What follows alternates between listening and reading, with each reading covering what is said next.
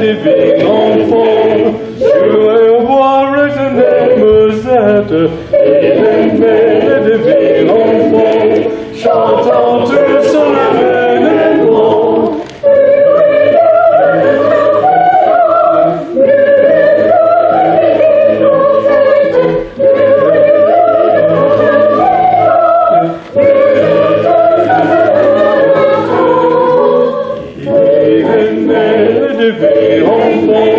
Jouer au bois, résonner Musette, il aimait des villes enfants, chantant tout son abandonnement.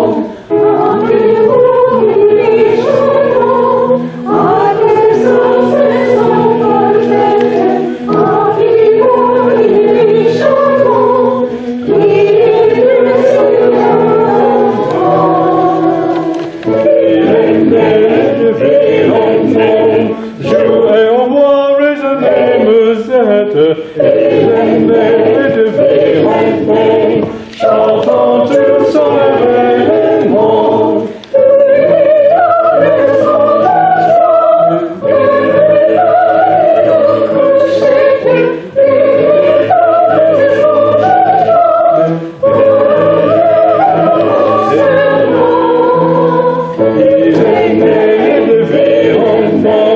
Jouer au bois, résonner Musette, il aimait des villes enfants, chantant tout son avènement.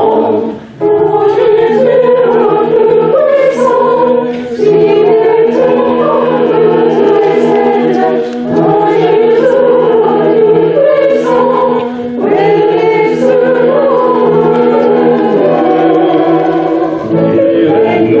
le puissant, jouer au bois, résonner Musette, il aimait des villes enfants, chantant tout son avènement. Il aimait.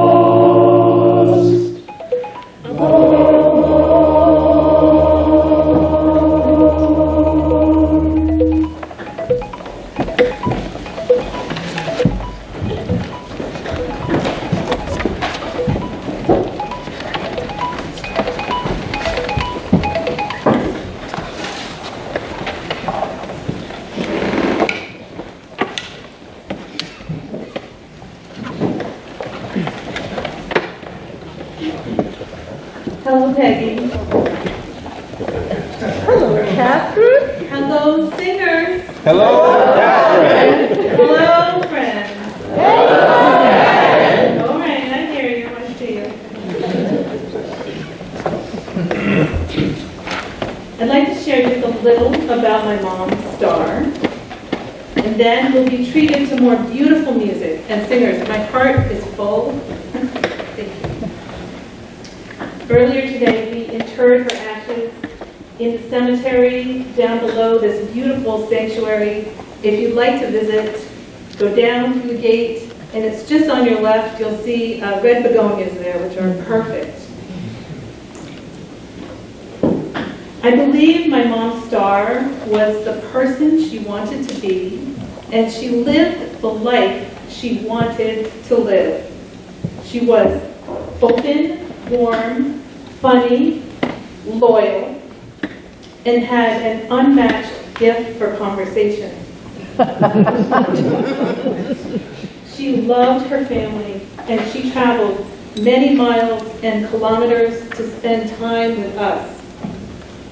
She made incredibly close friends, and her friends were like family to her. So on the back of your program, you'll see organizations that she supported with her time and with her money, many for decades. Her financial contributions maybe weren't large, but they were steady and meaningful. And she showed up to help her friends or volunteer with neighbors. She was devoted to her dogs. She also loved cats. She dreamed that all her former pets, healthy and strong once again, would run out to greet her when she transitioned from this life, and I hope that happened. Also, what kind of lap footage did she get? I'm wondering. My mom, Starr, lived in the moment. She made people feel good to be around her. I hope that you all feel good here today as we celebrate her life together. Singers, thank you so much for lending your beautiful voices. Now, the program went to print early, so some of you didn't make it in. But I'd like to read some names of people who sang today who aren't in the program. And forgive if I mispronounce. Sarah Welly, Gabrielle Wallace, Diana Levy, Sandra Carr, Dennis Sullivan, Ian Whitmore, and Sue Spears. On that note, I take full responsibility for all typos in the program. Fans of the musical Huck Finn, Johnny Cash fans, and even Grateful Dead fans, you'll not hear Big River today. Okay? You can play it at home. You'll not hear it here. It's a great song, but instead, Deb will sing a beautiful song called Deep River. That is a song my mom sang once as a solo for a welcoming audience like you. I know you'll love it. Deb.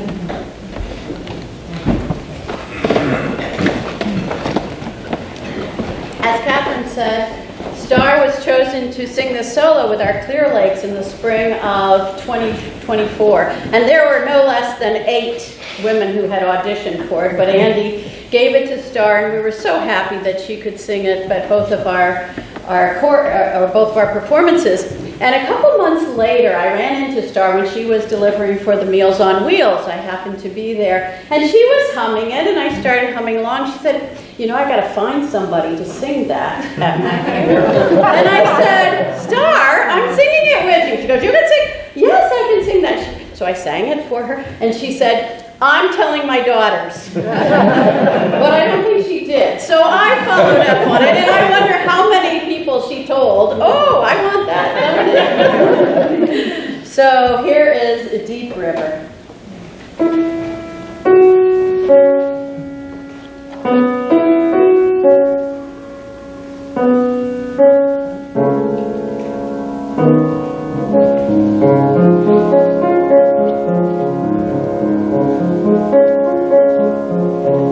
Deep river.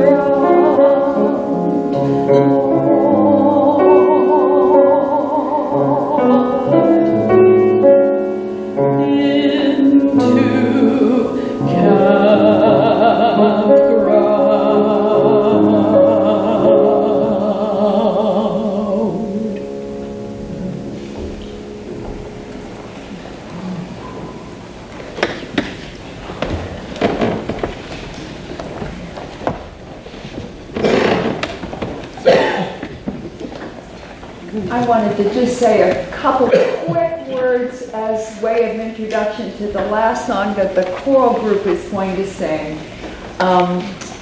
Peggy and I have known Starr for over 50 years, and I think it's safe to say, I think I can speak for both of us when I say we have known her through the best of times, bringing up children, laughing, you know, music, dogs, just so many happy memories. But we've also known and been with each other through the very worst of times. And we've been with Peggy as Starr faced some of the greatest challenges anyone could face. And I want to say she inspired me so much during these times with her courage, her continually compassionate, outpouring love. And it was a powerful influence on me. The song we're going to sing is from a musical that we did this summer. A bunch of us here singing today were in the musical. It was very lighthearted, a musical about aging, and it's set to music by Arthur Sullivan, and I did the words for it. But I thought of this song in particular, and it's because it talks about the strange adventure of life that we all embark on, and the song tells us that we must not face or fight the things that we cannot change, but that we need to go forward with hope in our hearts and share our love. So that's the background.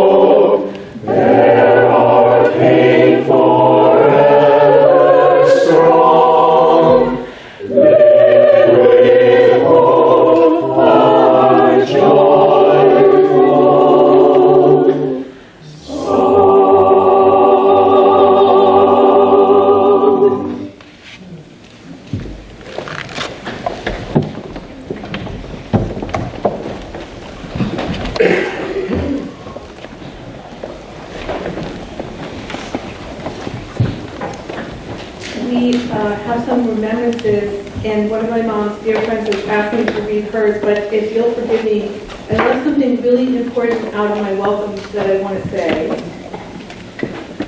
That my mom gathered with others to encourage people to vote, to support a fair housing law, protest a book ban, and protect reproductive rights. I just wanted to remind everyone of that, and her work went on for decades in community and care for others.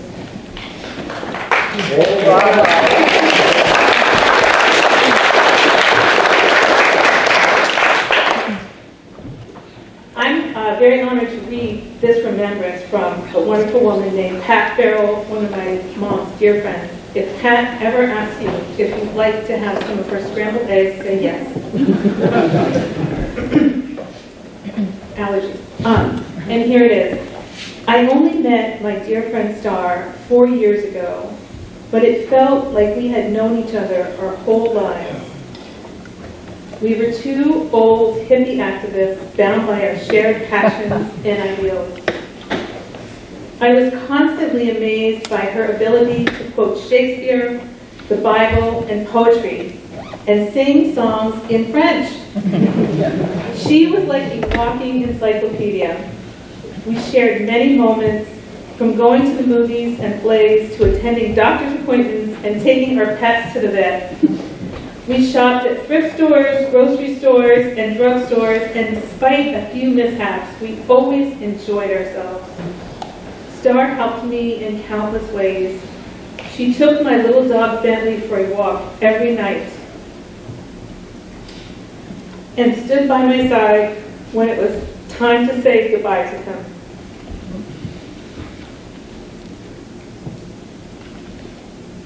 We enjoyed Chinese food and late-night snacks while we watched classic movies on TV. She was my neighbor, my friend, and a daily part of my life. I will miss her dearly and hope she has joined my Bentley at the Rainbow Bridge. Thank you, Pat. Christina.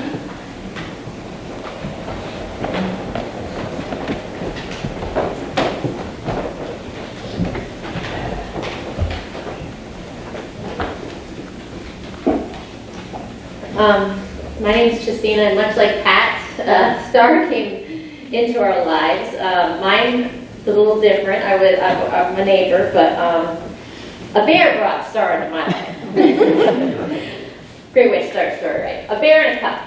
I have a little corgi named Aliana, and she saw the bear and the cub, and rightfully so took off. Of course, I couldn't find her, so my heart drops into my stomach, but she knew exactly where to go. She found Starr, and from that day on, I had a friend, a family member, and one of the greatest people I've ever met. So, we enjoyed her so much, and from the day she entered our lives, daily walks with Bentley, Allie, and Nigel, swims at the lake, we enjoyed all summer long, weeknight dinners, concert under the stars.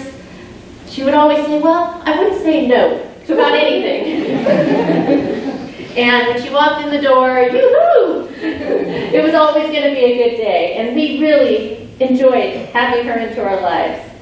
And like Pat said, she was one of the smartest women and the most knowledgeable people I've ever met. Multiple languages, history. We discussed books.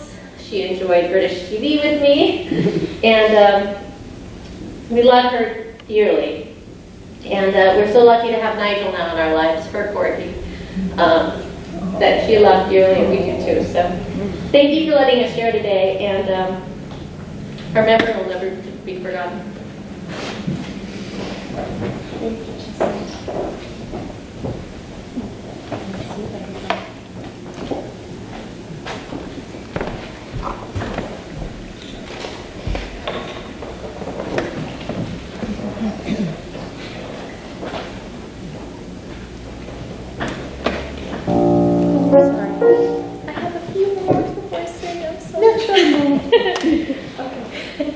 That's a little taste.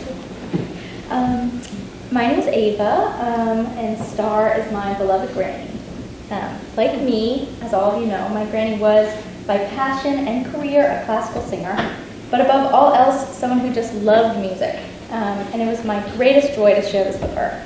I always got such delight out of talking to my granny about whatever piece or role I was learning at the moment, because she'd always say, oh, I love that one. I remember we sang it with so-and-so in such and such year, and there would be her beautiful voice pouring it out over the phone. Often she might add, it really wasn't the piece for so-and-so, but she tried her best. When my other beloved grandmother, Viv, passed away in 2020, I sang the gorgeous, rightfully famous Schubert Ave Maria for her. Some might call it overplayed. But though I am not religious, I've always found its intimate, heartfelt love of the mother figure so potent and touching.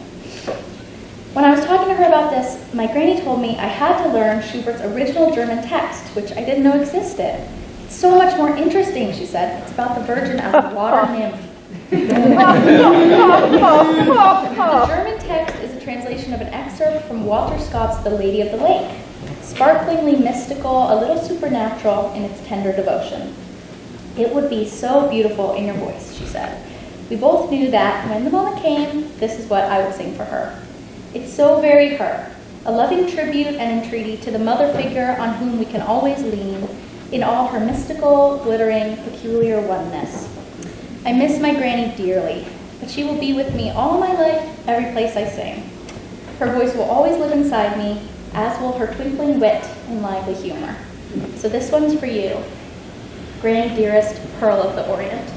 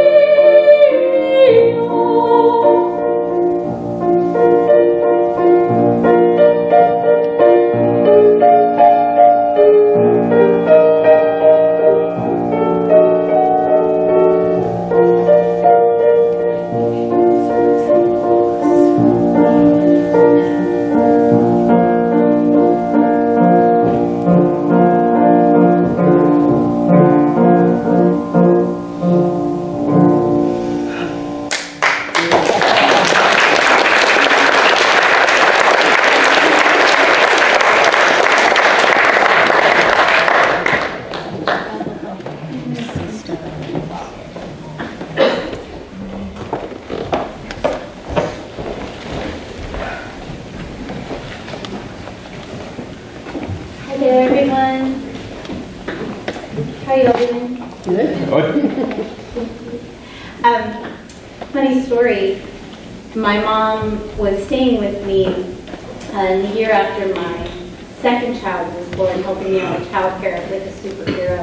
But one day we had an argument, and I was out of the house, kind of like, what can I do to just make my mom feel good about me today? What am I going to do? And I was like, oh, I remember. She put me in this preschool singing class where I learned Kodai music. She talked about it for years. Maybe they have that here in San Francisco. I'm going to look for that for Ava. You know, she was 4. And I found it at San Francisco Girls Chorus, and I signed her up. And, the rest is history as far as always to her granny's credit, that she is a classical vocalist. And I was very happy to be able to tell my mom on the phone when she was in a hospice that Ava has decided to pursue a career in music and her master's in vocal performance, and it was really great. Bravo, yeah, bravo. All right, so I said hi there, how are you all doing? And you are doing well. Yes, thank you for being here with us today. Such beautiful music, bravo. My mom always said she wanted a jazz funeral, like they have in New Orleans, with a Disneyland band and a big parade. This is a little harder to execute. In New Hampshire, of course, and I mean, she had flair, as we all know, and an eye for show business. But I think what she meant was that she hoped we would celebrate her with color, with joy, and particularly with music. Music was the great love of her life. When I was a little girl, if you had asked me what my mother did, I would have said she was a singer. She went to work outside the home when I was 9, but she'd already always had a career. There has never been one moment of my life where I didn't think of her as a performing artist first. I grew up to the rhythm of voice lessons in our living room and play practice in the town hall, to falling asleep under the bleachers at Plymouth State during rehearsal for Handel's Messiah, and to only really feeling it was Christmas time when the Sandwich Singers entered the church to Ide-o, oh, oh, Ide-o, oh, oh, Ide-o, Gloria, in excelsis Deo. There it is. Our mom was special. She had sparkle. She just lit up a room. And she was good at everything. She was a wonderful cook, both in her 1960s housewife era and her diet for a small planet health food revolution era. She was a talented seamstress who sewed us costumes, clothes, bridesmaids' dresses, and beautiful cloth napkins. Her grandchildren all have treasures with custom labels inside reading "Made for You with Love" by your granny. She drew and painted and wrote poetry, and ever the daughter of an engineer, she rolled up her sleeves and crafted resourceful solutions to problems when she encountered them. I came home once to discover she had duct taped my son's bouncy chair to the kitchen floor of my apartment to make it stop squeaking. It was irritating both me and the baby. I never once doubted my mom would show up for me in my life. None of us did. As a mother myself, I know that this is hard to execute, let alone 6 times over, and I do not take it lightly. She celebrated our diverse choices and ways of living, and always found ways to lend us a hand. She dropped everything to fly out to California and help with childcare anytime we needed her, and our kids are shaped not just by our parenting, but by hers. I will always remember day 1 Christmas break when Annie's and my kids were off school, but we were both working, and Granny was home to oversee 5 cousins under 12 all day.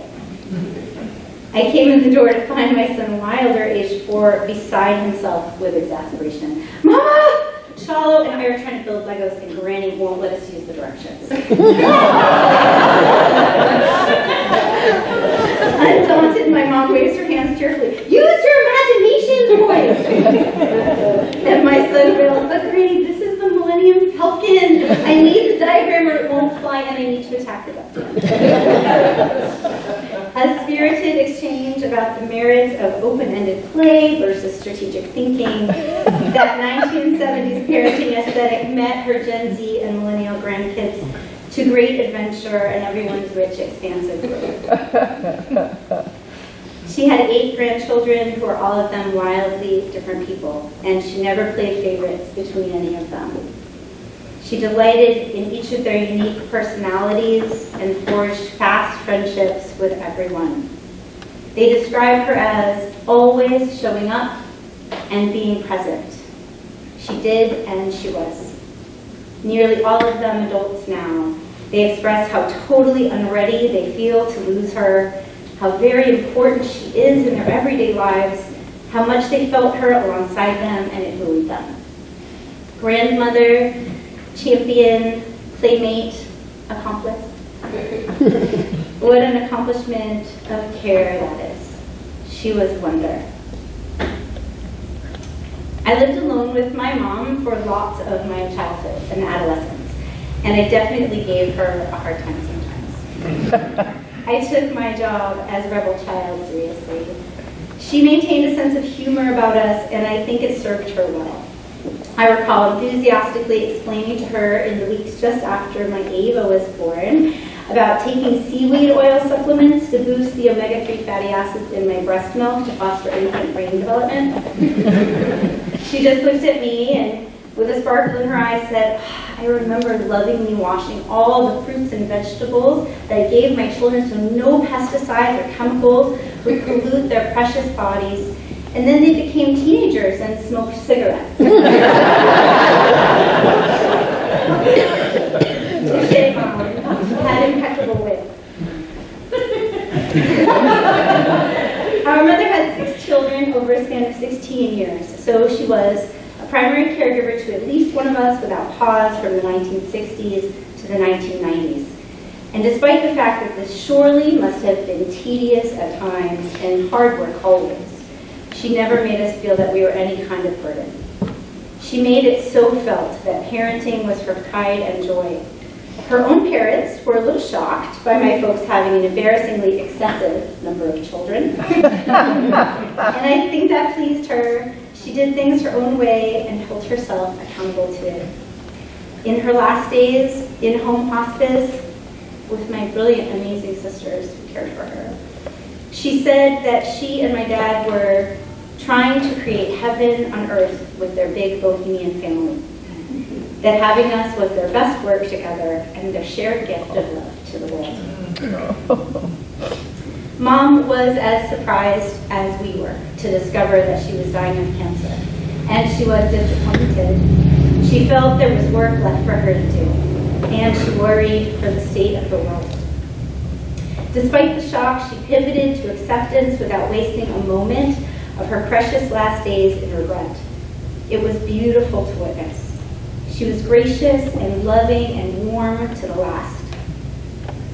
It was as good a death as a person could wish for, and while we will miss her desperately, we are in awe of her bravery and her ability to make love an action, always.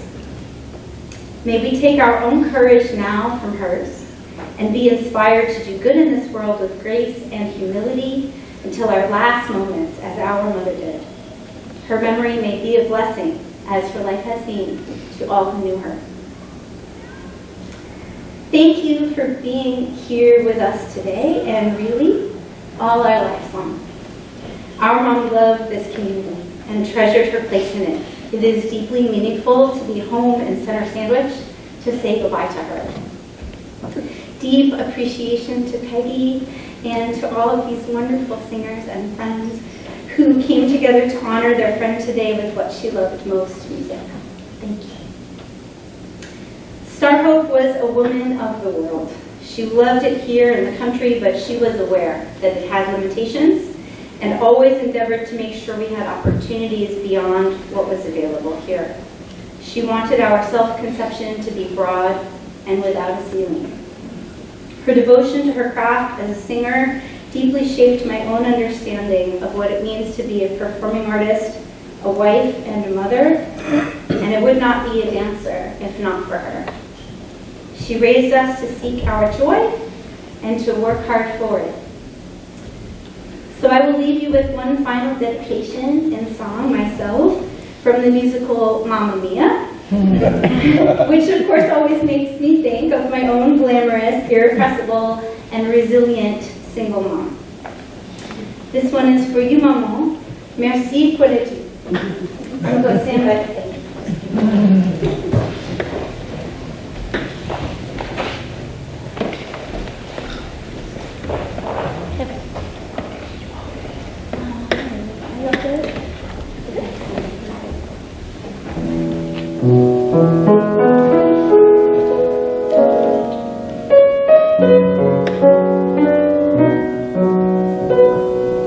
I'm nothing special, in fact, I'm a bit of a bore. When I tell a joke, you've probably heard it before.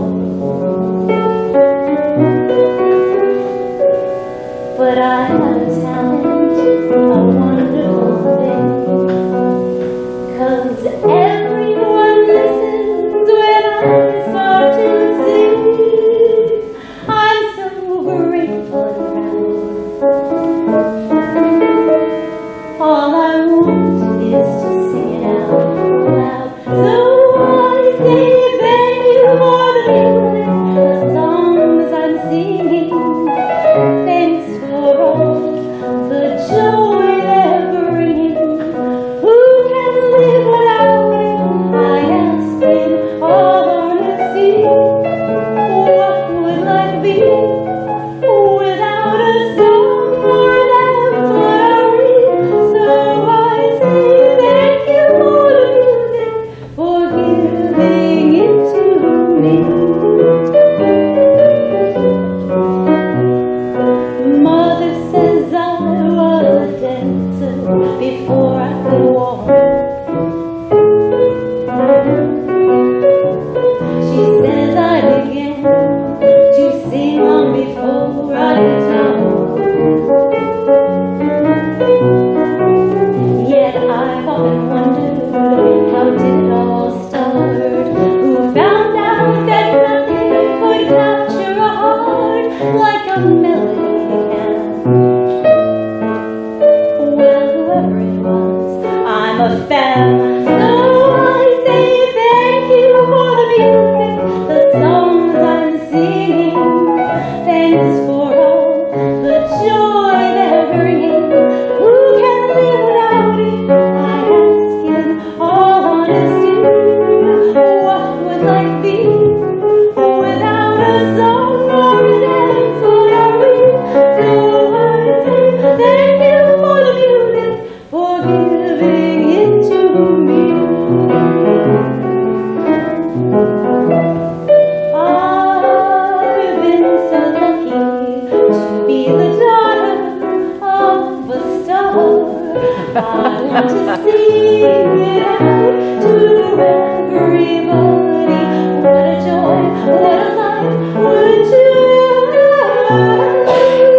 Thank you for the music, the songs I'm singing. Thanks for all the joy they're bringing. Who could live without it? I ask in all honesty. What would life be without a song or a dance or a read?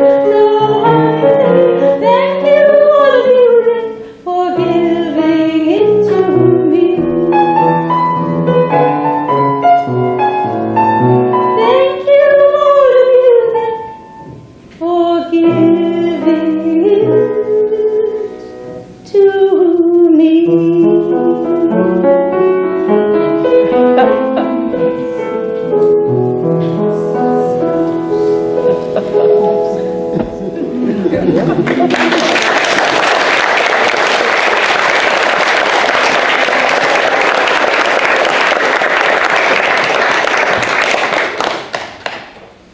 And that's all we have.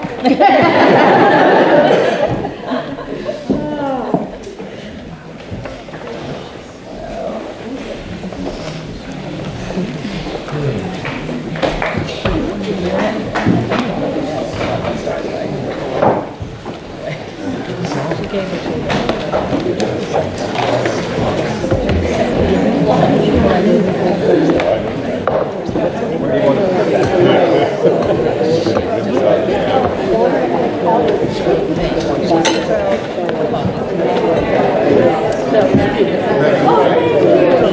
guy you asked about, I think it was in the elder cast, and I'll think of his name as soon as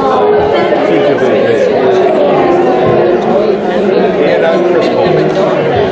Nice to Good to see you. Look forward to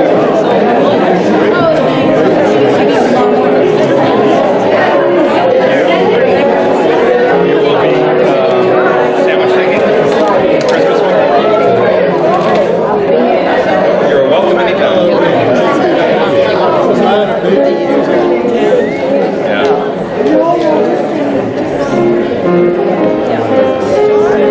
Usually Saturday mornings after Columbus Day. I don't know. All for Thanksgiving. We'll be traveling the first 2 weeks. Last 2 weeks. Peggy Rose. Yeah, that's, yeah. You're gonna have to turn in your Read the script. Let me know.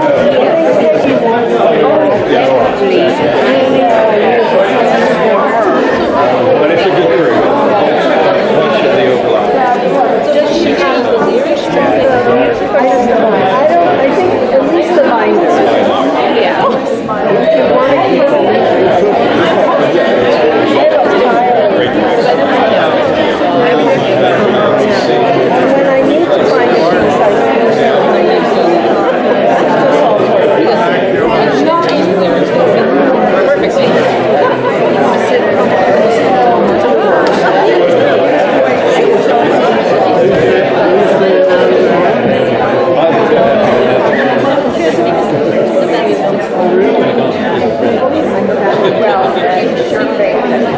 Sing down the hill. One song, yeah. This one is not.